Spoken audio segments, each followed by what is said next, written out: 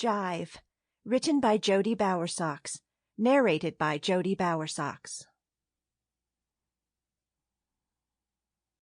Book 1, Winning Jewel, Chapter 1. Happy birthday, Jack. Jack held Jewel's hands as they stood on the porch of Barker House where he'd gotten her a room. He still couldn't believe it was real, that she was real. After dreaming about her for 10 years, it didn't seem possible that he was looking into her dark eyes and holding her slender fingers with his own. The last time he had seen her, she was in a rather baggy medical outfit called scrubs, and he had still been entranced. She'd shown up today in a midnight blue dress and a red hat with the brim turned up in front, and his heart had nearly stopped at the sight of her. Ever since he'd beheld her on his parents' front porch, he'd wanted to kiss her. He longed to see if the real thing measured up in any way to the amazing kisses they'd shared in his dreams. But now that they were finally alone, he was feeling awkward and sweating bullets. After all, they really didn't know each other. Jewel had kissed him and taken care of him in another time when his 16-year-old self had ridden the lightning to the year 2015 in search of his sister.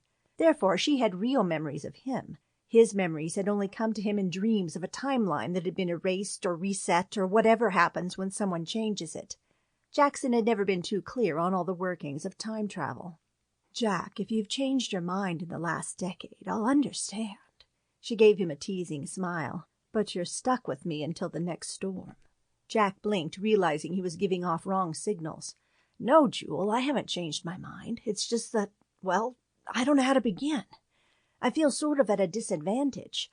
You know all about me, but I know almost nothing about you."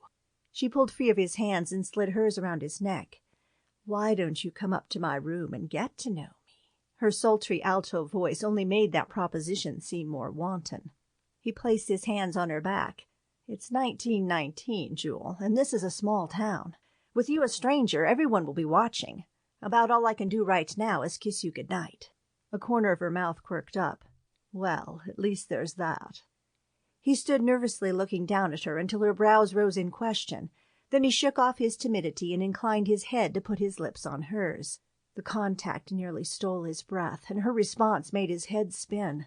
He pulled her in closer, and his hat slipped off and hit the porch floor. He didn't care. She was the sweetest thing he'd ever tasted, and she seemed to enjoy his explorations as well, sliding her hands into his hair and matching his intensity.